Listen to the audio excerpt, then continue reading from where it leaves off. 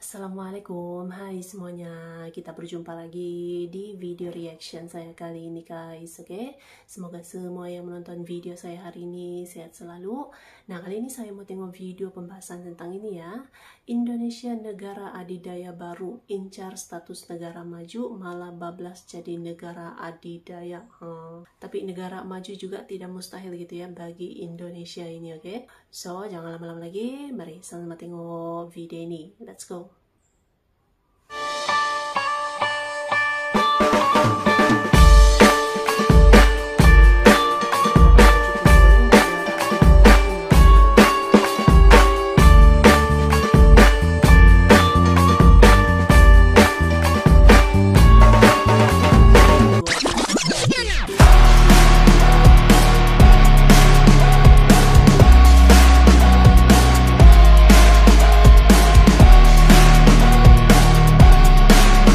Negara adikuasa atau negara adidaya adalah negara dengan posisi dominan yang ditandai dengan kemampuannya yang luas untuk memberikan pengaruh atau memproyeksikan kekuasaan dalam skala global.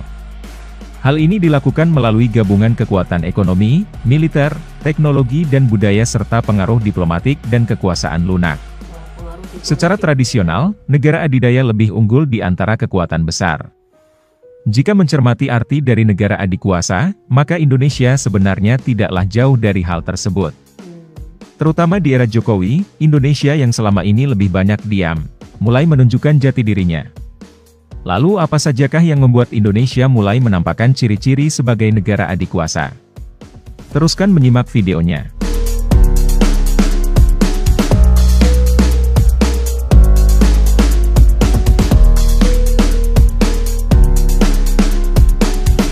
Yang pertama adalah, mempengaruhi banyak perdagangan internasional.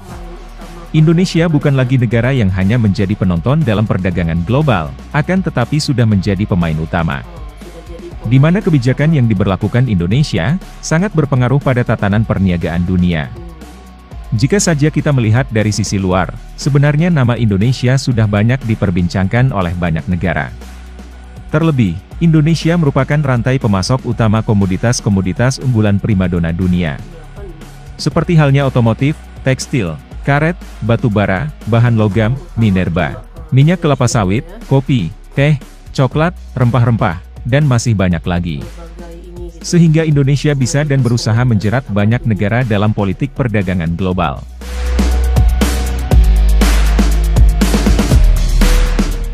Ini yang harus betul-betul desain ini secara konsisten harus kita lakukan terus. Yaitu satu, membuat negara lain bergantung kepada kita. Sebetulnya ini sudah beberapa kali saya cek siapa sih yang tergantung pada kita, ternyata banyak sekali. Begitu batu bara, kita stop 2 minggu saja, yang telepon ke saya banyak sekali, kepala negara, Perdana Menteri, Presiden. Oh ini tergantung, kok banyak sekali. Saya kaget juga. Urusan batu bara. Itu baru 2 minggu. Begitu juga minyak, CPO. Yang kedua adalah, tidak memiliki stigma negatif. Jika kita mengacu pada negara adikuasa sejati, stigma positif adalah hal penting utama. Karena dengan stigma positif, negara adikuasa akan benar-benar dihormati negara lain tanpa embel-embel rasa takut atau diintimidasi. Negara kita Indonesia sudah dikenal sejak lama sebagai negara termasyhur dan anti penindasan. Bahkan sebaliknya, Indonesialah yang kerap direcoki negara lain.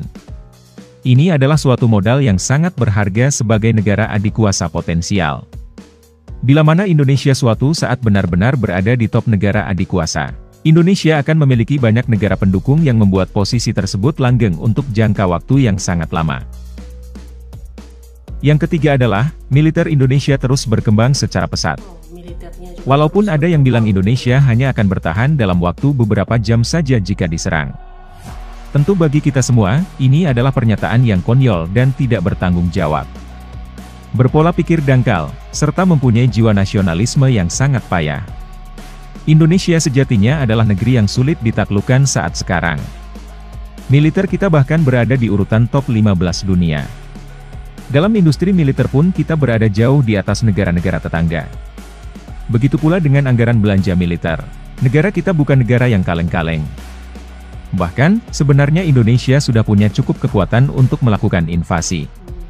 Menjadi negara adikuasa, kekuatan militer adalah salah satu elemen utama yang tidak dapat digantikan. Menyongsong masa depan, Indonesia sudah menyiapkan banyak program unggulan di dalam militer. Guna memberikan dampak psikologis ke negara-negara lainnya, terhadap pengaruh geopolitik Indonesia. Dalam artian, jika militer Indonesia semakin maju, maka nilai tawar Indonesia dalam negosiasi internasional akan semakin kuat. Dan Indonesia perlahan tapi pasti sudah menunjukkan konsistensinya dalam hal tersebut.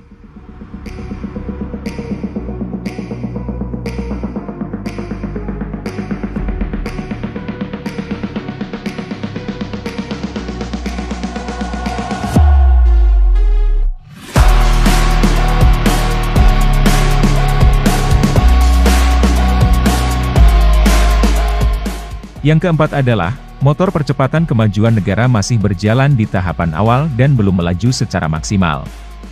Namun, Indonesia sudah dianggap banyak negara lain mengalami kemajuan yang cukup pesat. Sebagai warga Indonesia, kita sangatlah tahu persis keadaan di dalam negeri. Masih banyak yang belum dimaksimalkan, baik dalam bidang sumber daya alam maupun manusianya. Faktanya, kualitas kedua sumber daya tersebut semakin meningkat dari tahun ke tahun. Yang artinya tidak lama lagi kita akan mendapati di mana sumber daya Indonesia akan mencapai titik puncaknya dalam hal kualitas dan kuantitas. Jika kita dapat terus konsisten, kita akan merasakan semangat kemajuan seperti bangsa Eropa pada revolusi industri di abad ke-18, Amerika di pasca Perang Dunia Kedua, atau seperti kemajuan bangsa China di masa sekarang. Di mana kita atau Indonesia di hadapan, akan menjadi perhatian negara-negara dunia. Indonesia bukanlah negara seperti Vietnam, yang sudah sekuat tenaga mati-matian secara maksimal untuk melaju dan bahkan belum bisa mengalahkan ekonomi Indonesia saat ini. Indonesia juga bukanlah seperti India yang maju karena paksaan dorongan manusia yang terlalu padat di dalam negerinya. Akan tetapi, Indonesia akan maju secara elegan dengan rancangan strategi yang sudah disusun secara matang. Seperti yang dibilang oleh banyak negara yang sering memperhatikan kita, bahwa bangsa kita ibarat mesin diesel. Yang pelan di awal tapi akan sulit dikejar apabila sudah on fire.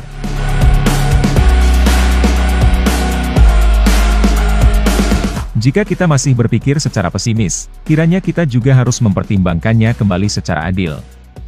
Karena faktanya, negara kita sudah banyak melakukan terobosan kemajuan yang tidak bisa dilakukan oleh negara lain.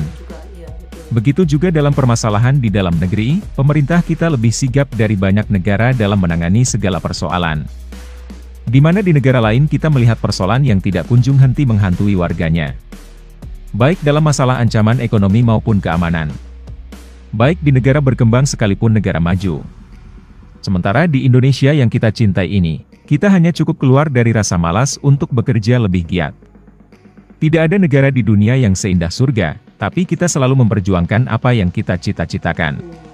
Bersama rasa optimis, sekali lagi kita akan menghantarkan Indonesia ke puncak kejayaan. Terima kasih sudah menonton sampai akhir dan sampai jumpa di video selanjutnya. Oke guys, itulah dia videonya ini. Jadi itu ya, memang tidak mustahil gitu ya, Indonesia mau mencapai status negara maju ataupun negara adidaya atau dua-dua sekalipun, memang tidak mustahil gitu ya, dengan perkembangan pesatnya sekarang ini. Dan jika terus konsisten berterusan, sudah pasti gitu Indonesia mampu mencapai status negara maju, negara adidaya juga gitu ya, dengan berbagai dia punya perkembangannya lah yang pesat, kekuatan kekuatan sumber alamnya dan yang lain-lain gitu ya. Indonesia pasti mencapai gitu negara maju dan negara adidaya gitu kan. So, terima kasih banyak sebab kami sudah menonton video ini. Jangan lupa macam biasa untuk support channel saya dengan subscribe, like video ini, dan jangan lupa untuk komen juga, oke? Terima kasih banyak dan kita jumpa lagi di video seterusnya. Assalamualaikum.